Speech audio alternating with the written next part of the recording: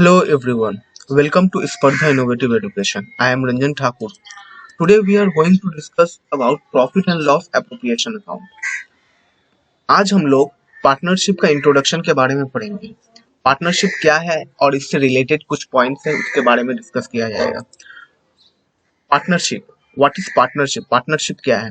According to section 4 of partnership act 1932, a partnership is the relation between person who have agreed to share the profit of a business carried on by all or any one of them acting for all. इसका मतलब क्या है? Partnership मतलब होता है एक business को जब दो पर्सन या उससे ज्यादा पर्सन मिलकर चलाते हैं और उससे जो प्रॉफिट होता है वो आपस में अपने शेयर के हिसाब से डिस्ट्रीब्यूट कर लेते हैं।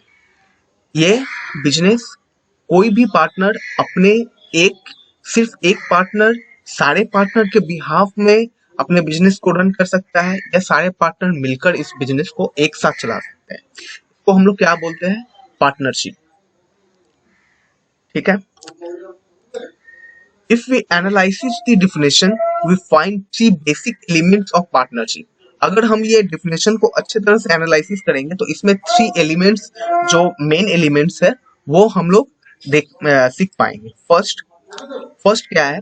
It arises out of an agreement made by two और मोर पर्सन। मतलब ये एग्रीमेंट जो है टू और मोर पर्सन मतलब दो से ज्यादा पर्सन के बीच में ही पार्टनरशिप हो सकता है। ये सोल प्रोप्राइटरशिप बिजनेस नहीं है। पार्टनरशिप बिजनेस होने के लिए दो से ज्यादा पर्सन का होना जरूरी है। इसलिए यहाँ पर इस डेफिनेशन में फर्स्ट में ही बताया गया है the relation between persons. The relation between persons, ये पार्टनरशिप बिजनेस जो है दो या दो से ज्यादा पर्सन के बीच का रिलेशनशिप है जो इस बिजनेस को आगे बढ़ाता है, जिसको हम लोग पार्टनरशिप बोलते हैं। अकॉर्डिंग टू एग्रीमेंट, किसी भी एग्रीमेंट के थ्रू से ये बिजनेस को बनाया जाता है। नेक्स्ट पॉइंट क्या है? The agreement is made regarding sharing profit of a business. इस बिजनेस में प्रॉफिट का शेयरिंग किया जाता है। जो प्रॉफिट होता है उसको जितने भी पार्टनर्स होंगे अपने शेयर के हिसाब से, अपने परसेंटेज ऑफ शेयर के हिसाब से इनको प्रॉफिट डिस्ट्रीब्यूट किया जाता है। Such business is carried on by all or any of them acting for all. ये बिजनेस में जितने भी पार्टनर्स होते हैं चाहे वो सब कोई मिलके एक साथ इस बिजनेस को आगे बढ़ा सकते हैं या फिर कोई एक पार्टनर इसमें से कोई एक पार्टनर सारे पार्टनर के बिहाफ में इस बिजनेस को आगे रन कर सकता है। यही हमारा पार्टनरशिप का डेफिनेशन है और पार्टनरशिप है। आई थिंक आप लोग को ये समझ में आया होगा पार्टनरशिप क्या है। नेक्स्ट लोग देखेंगे कैरेक्टरिस्टिक्स ऑफ पार्टनरशिप। पार्टनरशिप का कुछ विशेषता है उसके बारे में हम लोग जानते हैं पहले। इजी ऑफ फॉर्मेशन मतलब a partnership can be formed without any legal formalities. When two persons agree to become partners, a partnership is automatically created. Partnership business जो है ये कंपनी की तरह नहीं है। एक कंपनी को बनाने के लिए हमें लीगल फॉर्मेलिटीज का काफी फॉलो करना पड़ता है और रूल्स एंड रेगुलेशंस को काफी फॉलो करना पड़ता है। विदाउट रूल्स एंड रेगुलेशन का आप कोई भी कंपनी क्रिएट नहीं कर सकते। लेकिन पार्टनरशिप बिजनेस में क्या है? पार्टनरशिप बिजनेस में लीगल फॉर्मेलिटीज का कोई जरूरत नहीं पड़ता है। जब दो पर्सन एक दूसरे के साथ बैठ के बातचीत कर लेते हैं, कोई भी एग्रीमेंट अपने थ्रू से कुछ भी एग्रीमेंट में साइन करते हैं, कोई भी एग्रीमेंट बनाते हैं, वहां से ही हमारा पार्टनरशिप बिजनेस स्टार्ट हो जाता है। सेकंड पॉइंट है हमारा number of members. There should be 2 or more persons to form a partnership, but the number of person not exceed 20, and in case of banking business it must not exceed 10. It should be noted that if the number of a person exceeds the above limit, the partnership becomes illegal. Number of members में ये बताया जा रहा है जो एक partnership business के लिए मिनिमम 2 मेंबर्स और उससे ज्यादा मेंबर्स के होना जरूरी है, बट 20 मेंबर्स से ज्यादा नहीं होना चाहिए। Minimum 2, maximum 20 number of members in partnership ठीक है। इन केस ऑफ बैंकिंग बिजनेस के लिए अगर कोई पार्टनरशिप में बैंकिंग बिजनेस खोलना चाहता है तो it must not exceed then 10, मतलब आपका मिनिमम 2 मेंबर्स होना चाहिए और मैक्सिमम 10 मेंबर्स होना चाहिए। It should be noted that if the number of person exceed the above limit the partnership becomes illegal.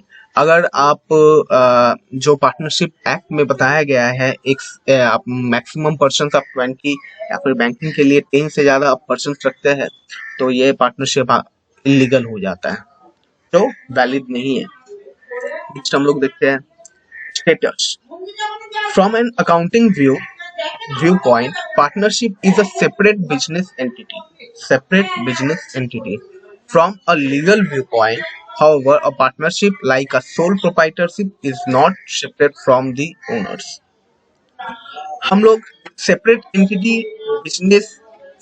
Entity या फिर एंटिटी कॉन्सेप्ट के बारे में जानते हैं। एंटिटी कॉन्सेप्ट बताता है एक ह्यूमन बींग्स और एक बिजनेस दोनों ही एक दूसरे से अलग है। हम लोग ह्यूमन बींग्स को नेचुरल पर्सन बताते हैं और बिजनेस को आर्टिफिशियल पर्सन बताते हैं। फ्रॉम दी यहाँ पर स्टेटस में ये बताया जा रहा है from an accounting view point partnership is a separate business entity. अगर अकाउंटिंग व्यू पॉइंट के थ्रू से देखें तो पार्टनर्स हम लोग का पार्टनरशिप बिजनेस हमारा सेपरेट एंटिटी है।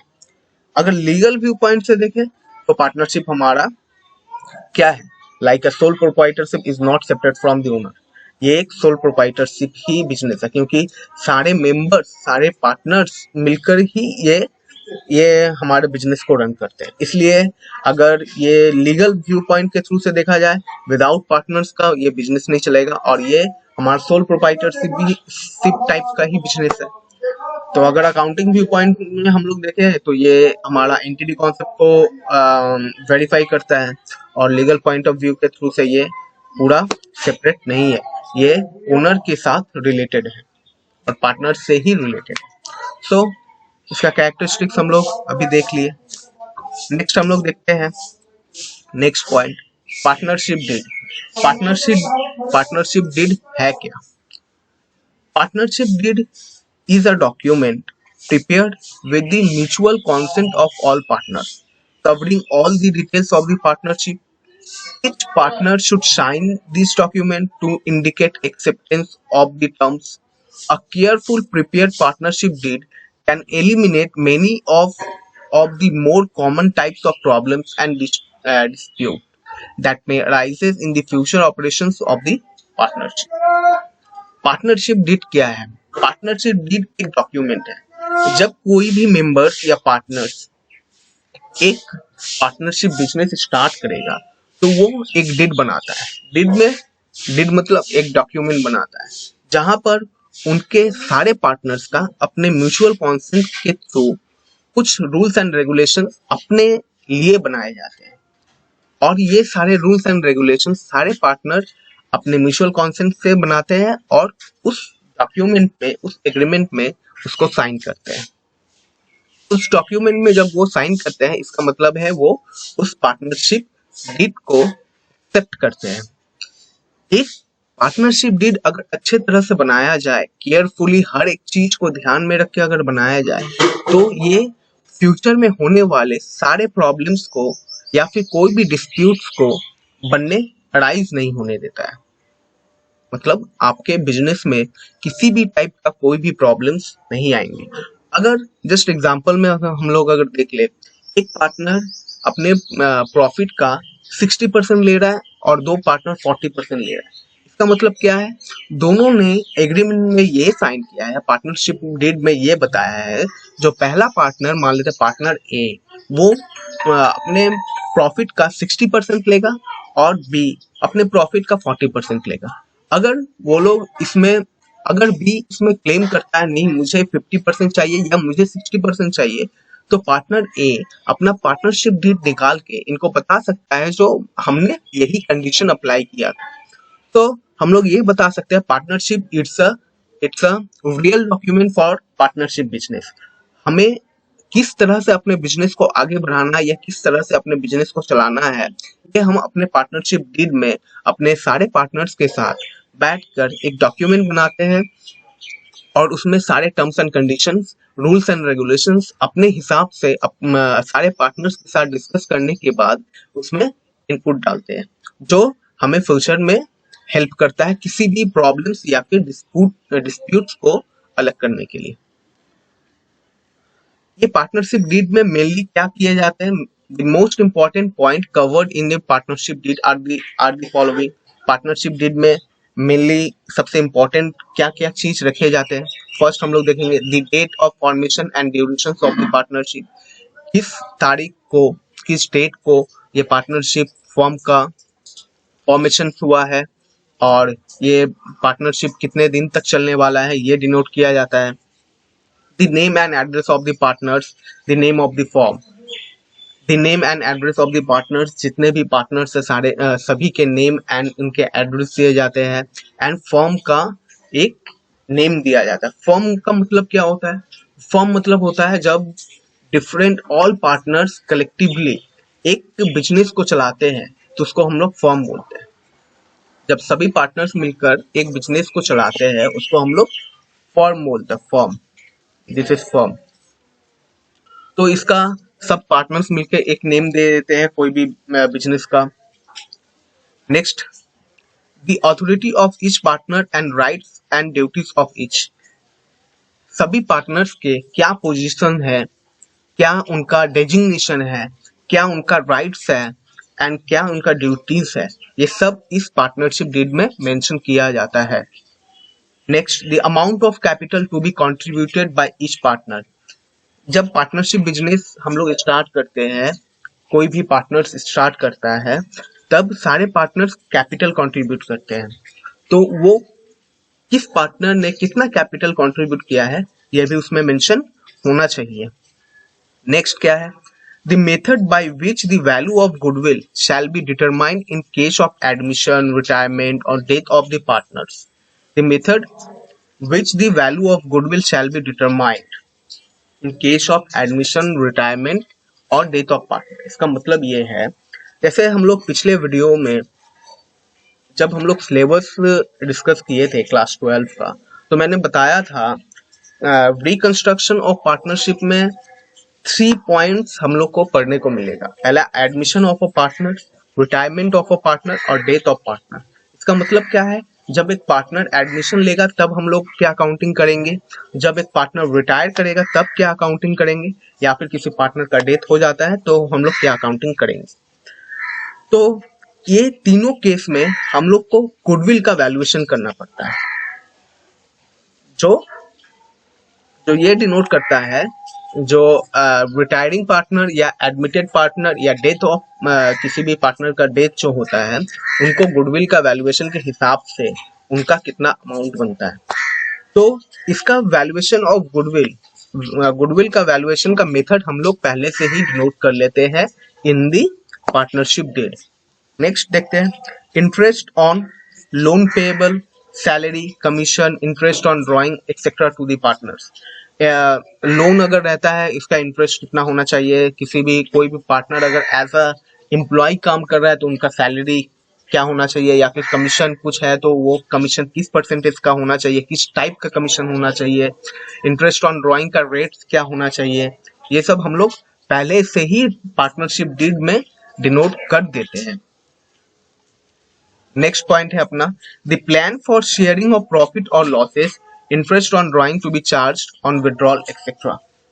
The plan for sharing of profit or losses, हम लोग प्रॉफिट एक शेयर हम लोग डिनोट करते हैं जो कितना, किस पार्टनर को कितना परसेंट प्रॉफिट मिलेगा। मान लेते 3 पार्टनर्स है, किसी को 30%, किसी को 40% और किसी को 30%, मतलब 3:4 इसमें भी। इस हिसाब से जो भी प्रॉफिट आएंगे, 10,000 का प्रॉफिट है तो 3,000 में से 2 पार्टनर को मिले और एक पार्टनर को 4,000 मिला। अगर लॉस है तो उन लोग को नेगेटिव में यही अमाउंट दिए जाएंगे। ये है एक्चुअल में पार्टनरशिप डीड। पार्टनरशिप डीड का मतलब क्या है? एक डॉक्यूमेंट जो आपको फुल्ली प्रूफ कर देता है जो आप पार्टनरशिप बिजनेस में एक लीगल वे के थ्रू से इम्प्रूव कर रहे हैं और आपके बिजनेस में आपके पार्टनर के साथ कभी भी फ्यूचर में किसी भी टाइप का डिस्प्यूट या प्रॉब्लम्स आप नहीं हो सकता है।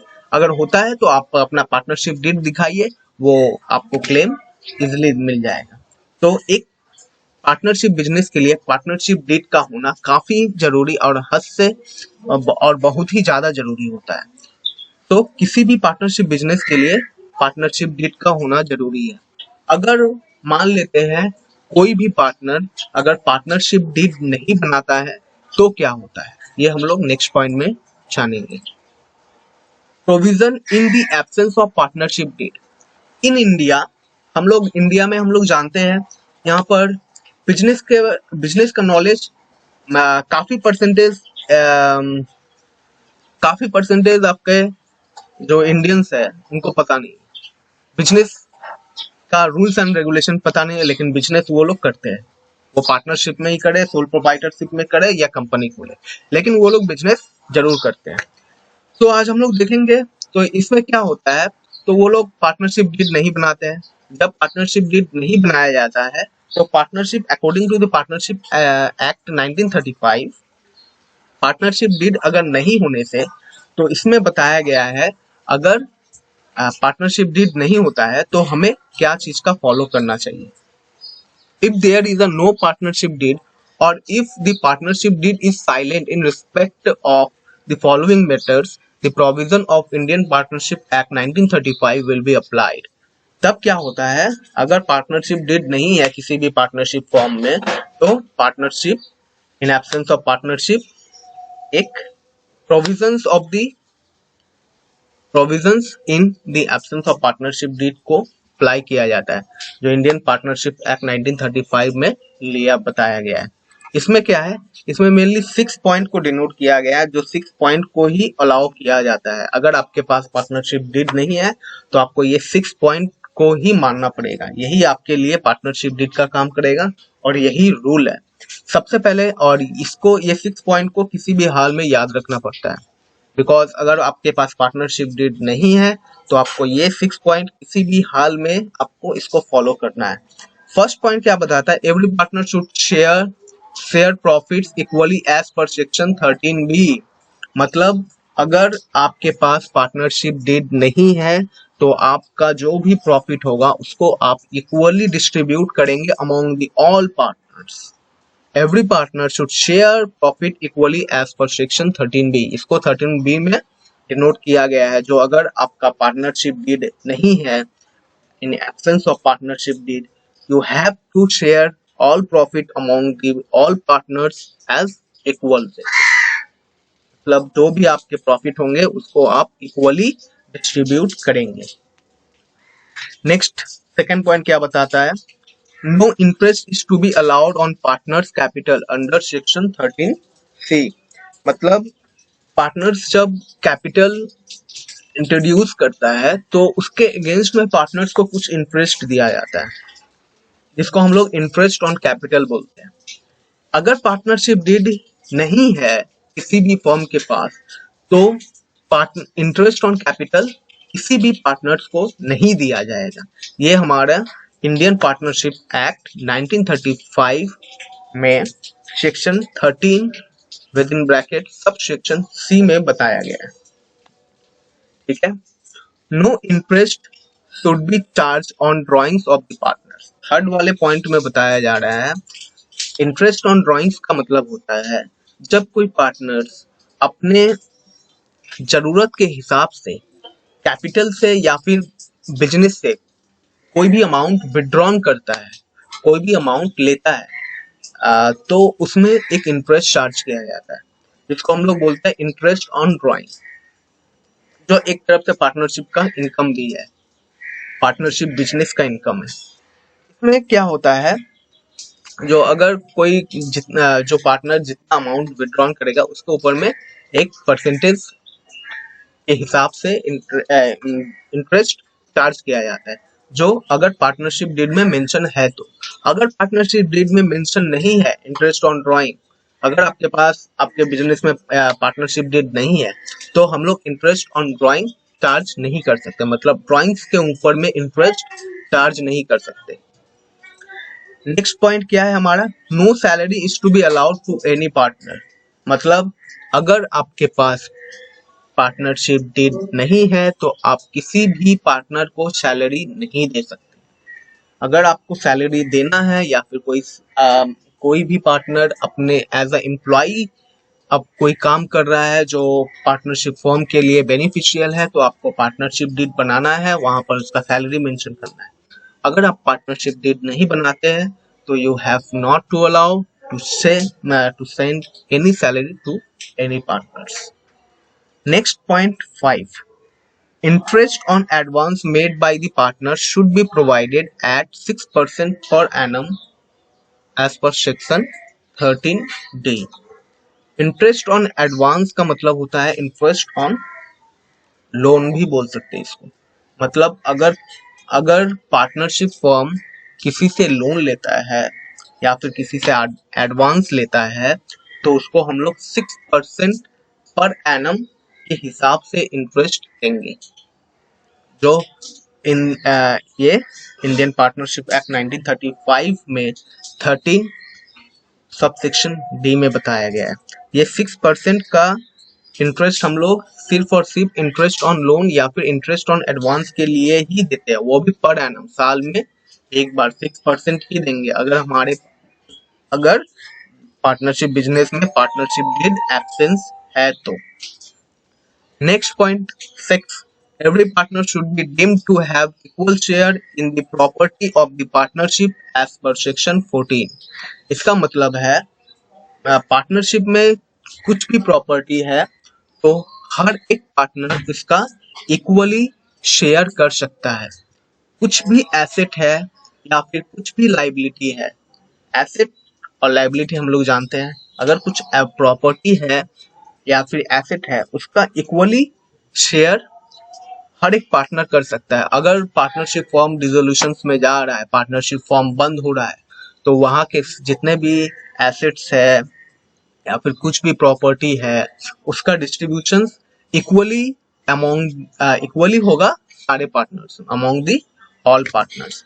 तो ये 6 पॉइंट्स हमें काफी ध्यान में रखने होंगे और ये 6 पॉइंट्स मैक्सिमम टाइम पूछे जाते हैं और ये without this 6 points you have not to able to make any sums.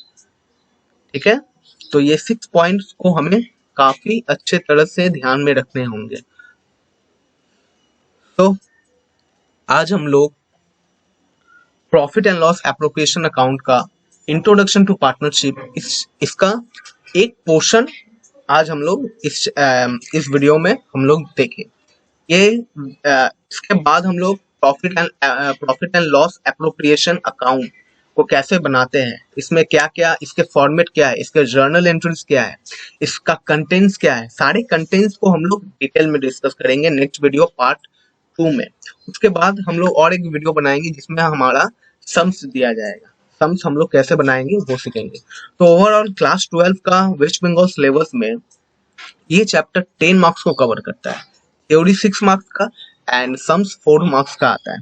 तो आपको 6 मार्क्स लाने के लिए थ्योरी को बहुत ही अच्छे तरह से पढ़ना पड़ेगा और सम्स हम लोग जब सिखाएंगे थ्योरी के ऊपर में बेस करके ही सम्स होता है, बिकॉज ये जैसे पार्टनरशिप डीड है, in absence of partnership deed हम लोग ये सब रूल्स को फॉलो करना पड़ेगा। अगर नहीं रहता है तो हमें ये 6% लोन अगर है तो वहां पर हम लोग 6% चार्ज करेंगे, सैलरी नहीं देंगे, इंटरेस्ट ऑन ड्रॉइंग नहीं देंगे, इंटरेस्ट ऑन कैपिटल नहीं देंगे, कुछ भी प्रॉफिट होता है उसका इक्वली डिस्ट्रीब्यूट करेंगे। यही सब तो हमारा सम जो है पूरा थ्योरी के ऊपर में डिपेंडेंट है।